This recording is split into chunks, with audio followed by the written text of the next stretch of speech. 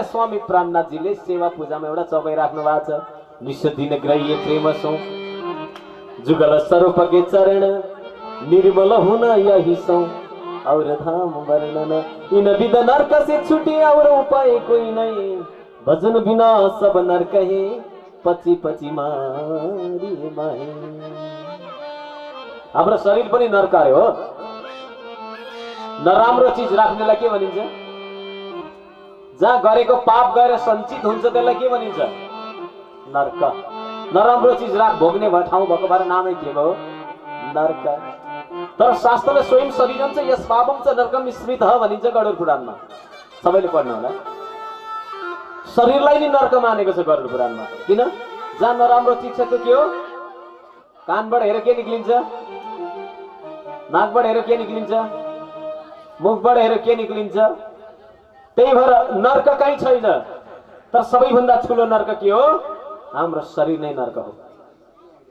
गरुड पुराणमा गर्छौँ हामी बैतरनी तर्नलाई गाई दान गरिदिने। आहा धेरै बाटो कि हामी ट्यालेन्ट। आफूले जीवनभरि भक्ति गरिएन, आफूले भजन भक्ति गरिएर फटाइ गरियो, बैतरणीमा गइयो। अब लास्टमा बैतरनी तर्नलाई के दिनुपर्ने?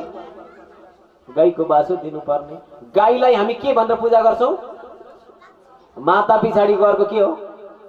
गौ माता। आमाको स्तनबाट दुध आएन भने गाईको दुध खाएर के गर्नुपर्छ? बाँच्नु पर्छ। अनि जानी जानी मातालाई रगत र पिपको नदीमा हाल्नुहुन्छ होला कि नहोला? सोच्नुहोस्, विवेचन गर्नुहोस्। हामीलाई जिन्दगीभरि यत्रो परमात्माले बुद्धि दिँदाखेरि बैतरनी तर्न सकिएन। गाईको बाछालाई न वेद याद छ, न पुराण याद छ, न भागवत याद छ, कहाँबाट तार्नु त? यति सजिलो कथा सुनाएको हुन्छ। आमा त्यो बैतरणीमा चाहिँ के किराले टोक्छ है, खुट्टामा टोक्छ, जिउमा टोक्छ, गाईको पुच्छरमा झुन्डेको झुन्डे गर्नु नछोड्नु। पण्डित पनि बाठै हुन्, मान्नै पर्छ। कृष्ण कन्हैयालाल कि होइन, छोड्यो भने चाहिँ टोकिहाल्छ अरे क्या फेरि त्यतिखेर, होइन? छोड्नेवाला छैन। यहाँ पनि त टोकिरहेछ छैन? त देव गाईको पुच्छार समाउनु भनेको के हो भन्नुहुन्छ भने गाईको शरीरमा 33 कोटी देवी देवताको वास मानिन्छ। त्यही भएर पहिला पहिला अहिले पनि लिपिन्छ। माटोको घर छ भने बिहानै उठेर के गरिन्छ? गोबरले घर लिपिन्छ, देवताहरूको आशीर्वाद लागोस् भनेर। तर गाईको पुच्छारमा चाहिँ के को वास हुन्छ? हनुमानजीको वास हुन्छ। त्यही भएर हनुमानजीसँग चाहिँ भूत प्रेत आउन सक्नेवाला भूत प्रेत पिशाच निकट नहीं आवे महावीर जब नाम सुनावे। हनुमानजीको अगाडि भूत प्रेत आउनै सक्दैन क्या। त्यही भएर झुन्डिनु पर्छ। झुन्डेपछि फेरि टोक्छ अरे। अब त्यतिखेर घुँडामा टोक्छ, टाउकोमा टोक्छ, आत्तिन्छ, तर पुच्छार नछोड्नु भनेको थियो कि होइन? हो। अहिले घुँडामा टोक्छ, टोक्दैन? हो, घुँडामा टोकिहाल्छ। हो, बातको बिमारले टोके, घुँडा टोकेको होइन, जोड्तीमा टोक्छ, कटाक दुखाइ गर्छ, होइन? टोकेन? कहिले भुँडीमा टोक्छ, आया आया भन्छ अरे क्या। भुँडी दुखेको बेला के भनिन्छ? आइया भनेको के हो? हे प्रभु अब चाहिँ तिम्रो घर आए है भनेको। बोलो कृष्ण कन्हैयालाल कि। आइया भनिहाल्छ अरे क्या टोक्ने बित्तिकै। आए बिर्सेछु भनिहाल्छ। कहिले टाउकोमा टोक्छ, कहिले भुँडीमा टोक्छ, कहिले जिउमा टोक्छ। पछि टोक्ने होइन श्रद्धालु भक्तजन। अहिले नै दुःख र कष्टले के गरिरहेछ? टोकिरहेछ। तर जति नै दुःख कष्ट भए पनि परमात्माको चरण बिर्सिनु हुँदैन भन्न चाहिँ खोजेको हो। तर हामीले चाहिँ जीवनभरि भक्ति गर्न सकिएन। रगत र पिपको नदीमा गइयो, तर गौ मातालाई बिचारा जानी जानी रगत र पिपमा नहालौं। बिचारा उनले के गल्ती गरेका छ? दुध दिएको छ, पारा बाछा दिनुभएको छ, सबै कुरा दिएको छ, हाम्रो कल्याण गरेर हिँड्नु भएको छ। फेरि मरेपछि पनि सुख नदिने, उतै बैतरणीमा छेडिदिने। बोलो कृष्ण कन्हैयालाल कि। हो, त्यसकारण हेर्नुहोस्, श्रीकृष्ण प्रणामी सम्प्रदायमा कतितिरबाट मलाई प्रश्न आउँछ, गुरुजी तपाईहरुको सम्प्रदायमा गाई दान गरिँदैन किन? कारण यही हो, जानी जानी गौ मातालाई बैतरणीमा हालिँदैन। बोलो कृष्ण कन्हैयालाल की। जिन्दगी भरि दुष्कर्म गर्यो भने मरेपछि एउटा गौ मातालाई पक्कै हामीले तार्दैनन्, डेफिनेट म भनिदिन्छु। गरुड पुराणको 16 अध्यायमा गएर श्लोक पढ्नु होला सबैले। तस्मा नित्याधिकम कर्म लोक रञ्जन कारक। हे गरुड, यो अगाडि जति गाई दान, मैले बाछा दान, भाँडाकुँडा दान, सैया दान जति पनि कुरा गरे, तर लोक रञ्जन कारक यो दुनियाँलाई देखाउन मात्रै हो। भरि गाईको बाछै दान गरेन, पण्डितलाई एक जोडी भाँडाकुँडा नै दिएन, आमाको नाममा एउटा बाछा नै दान गरेन भनेर भनिदिएको मात्रै हो। तर यसले तिम्रो आत्माको कल्याण हुँदैन। 16 अध्यायको 70 नम्बर श्लोक सबले खोलेर पढ्नुहोस्, रहेनछ भने भोलि किताब बोकेर आउनुहोस्। त कुनै पनि कर्मको म त्यहाँ के भनेको छ, तत्त्व ज्ञान खगेश्वर गरुड स्वयं विष्णु भगवानले भनेको कुरा हो। तत्त्व ज्ञान छैन भने गाई दान गरोस्, जग्गा दान गरोस्, सारा दान गरोस्, तर त्यसको आत्माको कल्याण हुनेवाला छैन भनेर चाहिँ स्वयं विष्णु भगवानले पनि गरुड पुराणमा डेफिनेटली भनिदिएको छ। बोलो गरुडजी महाराज की। त त्यसकारण हेर्नुहोस्, गरुड पुराणमा पनि यी कुराहरू छन्, यी कर्मका कुरा। राजा परीक्षितले पनि त यज्ञ गरेकै हो, सारा गर्दा पनि भएन, घर छोडेर हिँड्नै पर्यो। अब त्यतिखेर भन्नुहुन्छ, नुनम भगवतो ब्राह्मण गृहेषु गृहमेदिनां न लक्ष्यते अपवस्थामपि गोदोहनं कचितः न लक्ष्यते अपवस्था। महाराज मैले शरीर हुन्छ लक्ष्य पक्रिन। हाम्रो लक्ष्य के हो? लक्ष्य के छ? इंग्लिशमा भनिन्छ do not forget your goal. आफ्नो लक्ष्य कहिले बिर्सिनु हुँदैन। हाम्रो लक्ष्य कता जाने छ? कता जाने? परमधाम। हिँडेर जाने, कुदेर जाने, उडेर जाने, तीनटा अप्सन छ। कृष्ण कन्हैयालाल की। जो सुन्दर साथ भएर कर्मैमा भुलिरहेछ त्यो चाहिँ भर्खर हिँड्दैछ बिचारा बाटो। हामी पनि कर्मैमा भुलिरहेछौँ, तर कर्म नगर्ने गर्ने, तर सत्कर्म सूचक नुनम। कलियुगमा ज्ञान कर्म गर्ने, यज्ञ कर्मले आत्मा कल्याण हुने। ज्ञान यज्ञ करिष्यामि सुख शास्त्र कथा जलम। ज्ञान यज्ञलाई जोड नदिकन आत्माको कल्याण हुनेवाला छैन महाराज। त्यसकारण भन्नुहुन्छ, एवं भाषितम पृष्ठो सराज्ञा लक्षणो गिरह प्रत्यभाषिष्य धर्मज्ञो भगवान बदरायणे। महाराज यति भनिदिनु पर्यो, म त अब 7 दिनमा मर्दैछु, मेरो समय छैन। मलाई हजुरले जसरी हुन्छ 7 दिनमा मेरो आत्माको के गर्नु पर्यो? कल्याण गरिदिनै पर्छ। शरणमा पर्नुभयो। बरिया नास्यते प्रश्न कृतलोक हितम निपह आत्मविसंभत पुंसाम स्वतव्यादिशो सपरह। महाराज यो त बरिया नेस्यते कृष्ण सम प्रश्नो, यो त एकदम वरिष्ठ प्रश्न, सबैको रोग यही हो। तर खट्वाङ नाम राजर्षि ज्ञानेवा महिषः एक मुहूर्त भनेको कति विचार गर्नु होला। एक घडीमा कति समय हुन्छ ल भन्नुहोस्?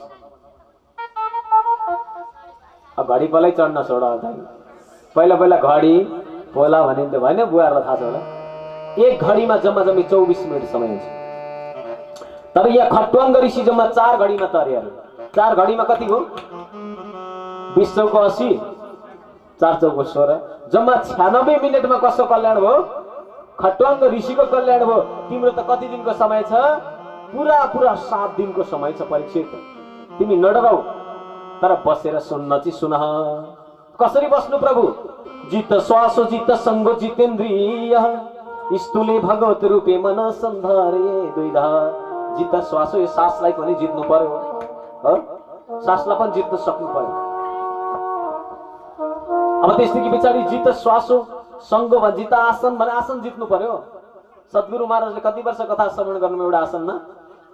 14 वर्ष निष्ठावन्त वचन गई सब सार। हामीलाई 14 मिनेटै बस्न गाह्रो छ। ए घरि घुँडा यसो गरेको छ, घरि यसो, घरि टाउको यसो, आमा फेरि कथा पनि सुन्ने। 14 वर्ष आसन लगाउन मात्रै कृष्ण दर्शन प्राप्त भएकोलाई त सद्गुरु महाराजलाई भने पहिला आसनलाई जित्नै पर्छ। फेरि अर्को कथा सुन्दा आज आउनुहुन्छ, यहाँ बस्नुहुन्छ, भोलि उहाँ, भोलि आसन सिद्धि हुँदैन। एउटा आसनमा बसेर सुन्नु 7 दिन नहल्लिकन, त्यसलाई भनिन्छ आसन सिद्धि। अब अर्को श्वासलाई जित्नु पर्यो। जित संगो संगत पनि त जित्नु पर्यो नि त। मान्छे केले बिग्रिन्छ? संगतले हो। यो चाहिँ गफै मात्रै हो। बोलो कृष्ण कन्हैयालाल की हो। हिरालाई 50औं वर्ष माटोमा गाड्यो नि बिग्रिन्छ। संगत के को थियो? माटोको थियो नि। तर पहिला आफू परिपक्व हुनुपर्छ, कसैले बिगार्नेवाला छैन। अनि आफै लथालिङ्ग भएर हिँड्नु, दोष चाहिँ कसलाई? ए संगतै खराब हो मेरो त भन, संगतलाई दोष हो। संगत पनि जित्नु पर्यो, इन्द्रियलाई जित्नु पर्यो। जितेन्द्रिय त इन्द्रियमा के पर्यो? हाम्रो आँखा। अर्काको सम्पत्ति देख्दा यसो ढुकढुक हुन्छ हुँदैन भन्नुहोस् त? आफूले वर्षभरिमा 5 लाख कमायो, अर्कोले 15 लाख कमायो भने कस्तो हुन्छ भन्नुहोस् त? आफ्नो 2 तला घर छ, अर्कोले 3.5 तला चिडीकै बनायो भने छेउमा ताल परेन आनन्दले सुतिँदैन। थप्छु बरु तल नसकेर ट्रस भए पनि लाउँछु भन्न थालिन्छ। आँखा यस्तो छ जित्न सकेको छैन छ। जिब्रोलाई जित्न सक्नु भयो? जिब्रोले अर्का कुरा गर्छ गर्दैन? गर्छ। जिब्रोलाई जित्न सकिएको छैन छ त छैन। शब्दलाई अर्कोलाई दिल दुख्ने बोलिन्छ बोलिँदैन? कहिलेकाहीँ त कहाँबाट उछिटिहाल्छ। बोली पनि हात जित्न सकेका छैन। कानले अर्का कुरा सुन्छ सुन्दैन? कहाँको नसुन्नु, टन्नै भएर आफ्नो सुन्दैन अर्का सुन्छ। कान पनि कानलाई पनि जितेको छैन, जिब्रो पनि जितेको छैन, शब्द पनि जितेको छैन, दृष्टि पनि जितेको छैन। त्यसकारण परीक्षित इन्द्रियलाई नजितिकन भक्ति हुनेवाला छैन। त त्यसकारण यी त शब्द हुन्। त त्यसकारण शरीरम च सन्धारयत समिव्यासामः। तिमी बाचुन्जेल यो स्टेजमा आयौ न त। यही एउटा भजनको सद्भाव त हामी भजन सुन्छौँ। बोलिदेन पापी मन राजुश्यामा भो। भजन त गाउँछौँ नि, मजाले गाउँछौँ। बाचुन्जेल मिठो बोली बोल्नै चाहेन सबले। बाचुन्जेल मिठो बोली सबैले बोल्नै चाहेन। मरेपछि एक शब्द नै बोल्नै पाएन। मरेपछि एक शब्द नै बोल्नै पाएन। बोलिदेन पापी मन राजुश्यामा भो। बोलिदेन पापी मन राजुश्यामा भो। यो जीवनको छैन मोल राधे कृष्ण भो। सबले यो जीवनको छैन मोल राजुश्यामा भो। सबले ताली बजाउँदै। हे परीक्षित, तिमीले बाचुन्जेल राम्रो बोलेनौ, दुई शब्द प्रेम गरेनौ। मरेपछि को बोल्छ? मरेपछि के प्रेम बाँड्छ? सुखदेवले परीक्षितलाई घात दिइराख्नु भएको छ।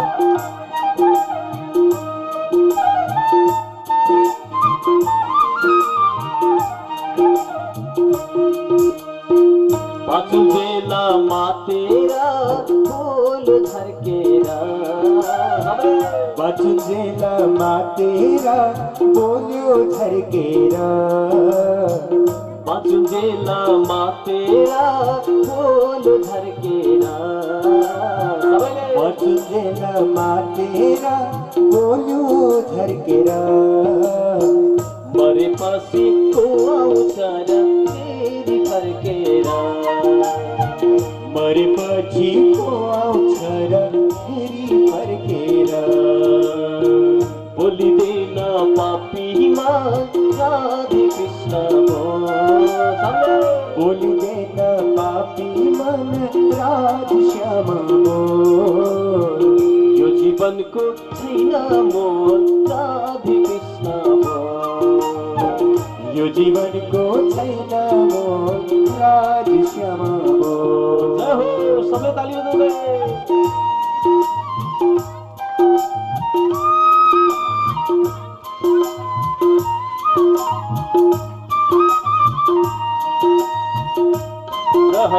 राधे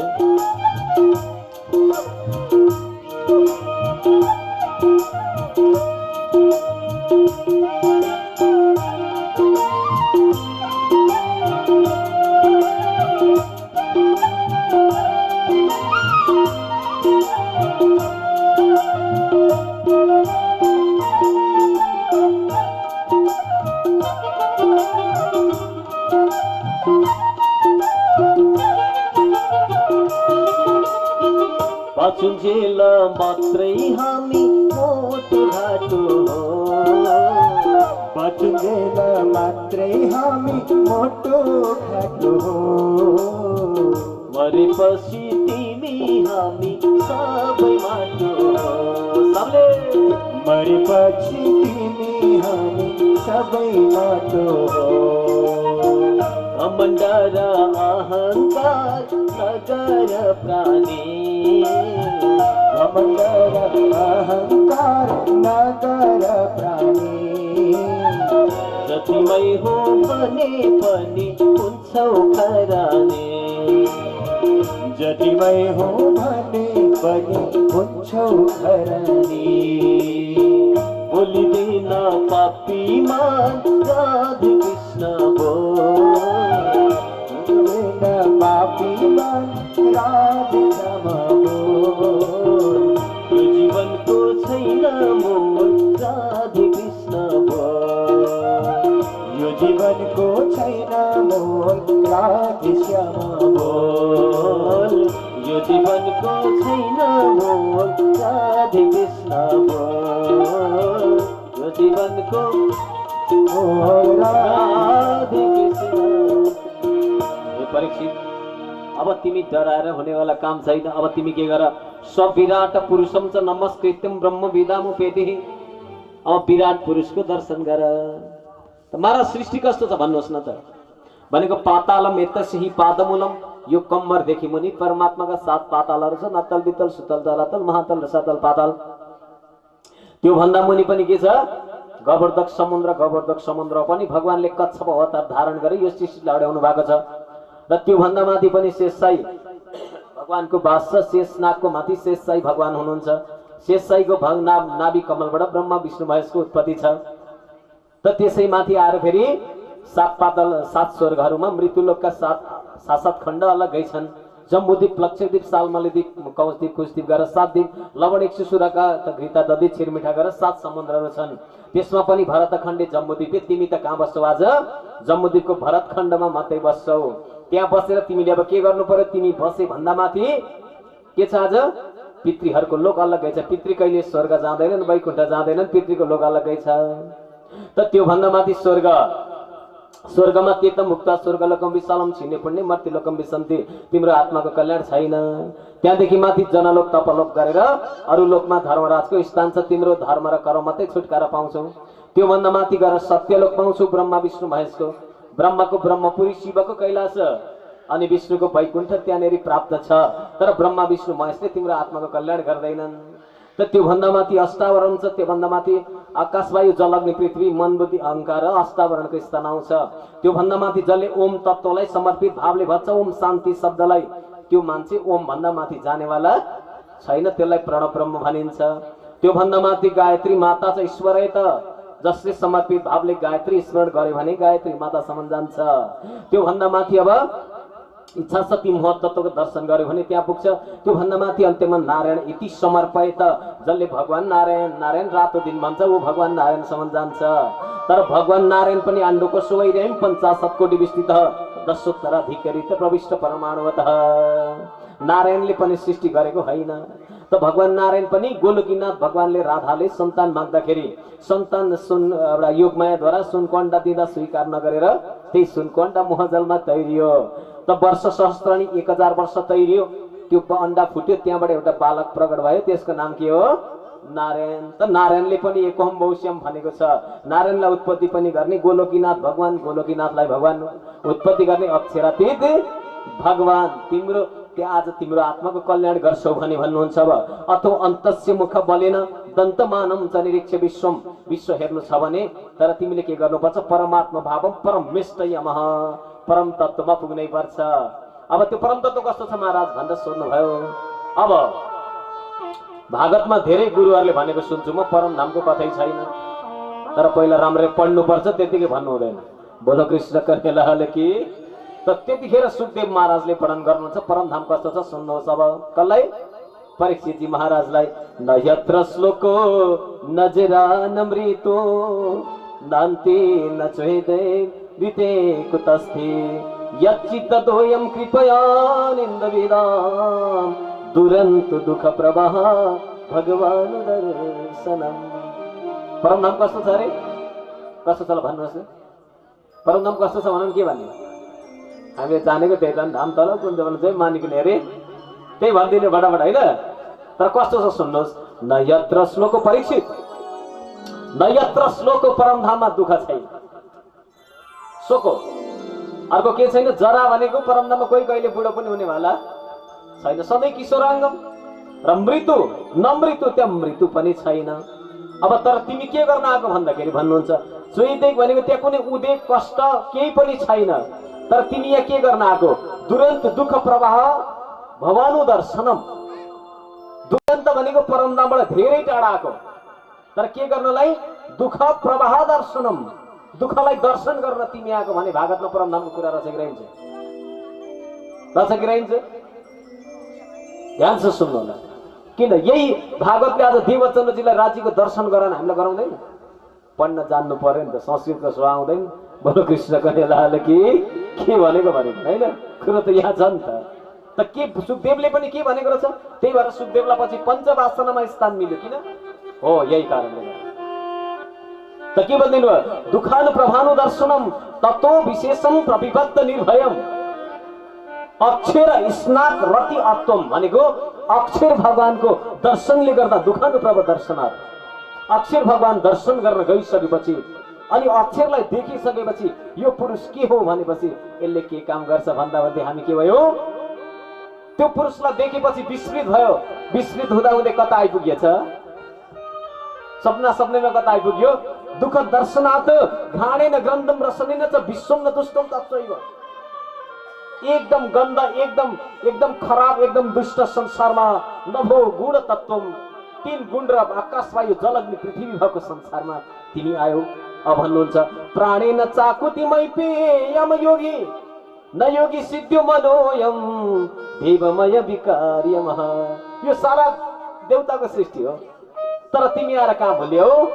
यही भुलेको छौ परीक्षित। अब भन्नुहुन्छ साध्य गद्वा सहतेनियाने विज्ञान तत्वम गुण सन्धि निरोधम। विज्ञान तत्व जुन परमधामको ज्ञान थियो त्यो त तिमीलाई आज के भयो? विज्ञान तत्व नगुणम निरोध भयो। हामी के भन्छौँ भनेको? बिन्दमे सिन्ध समाय साधो, बिन्दमे सिन्ध समाय। सुन्दर शब्द सुन्छौँ। सिन्धुमा गएर बिन्दु समाउनु पर्ने, बिन्दुमा के समायो? सिन्धु समायो। बिन्दु भनेको माया, सिन्धु भनेको परमधाम। परमधाम आएर केमा बिलायो? बिन्दु शरीरमा छ, बिलाइ पर रहेछ भित्रै। बाहिर निक्लिनेवाला शरीर बिन्दु, आत्मा सिन्धु। तर सिन्धु रूपी आत्मा बिन्दु रूपी शरीरमा के गरिरहेछ? बसिरहेछ यहाँ भित्र, र यहाँ भित्र बसिरहेछ आत्मा। त त्यसकारण यहाँ के भन्नुहुन्छ? बिन्दु सिन्धु चत्रय गुणम हो। यही शब्दलाई प्राणनाजीले किरन्तरमा ट्रान्सलेट गरे, कुनै ठुलो कुरा होइन। बिन्दु सिन्धुम च समायम यहाँ भनिएको छ, त्यसैले म बिन्दुमे सिन्ध समाय रे साधु।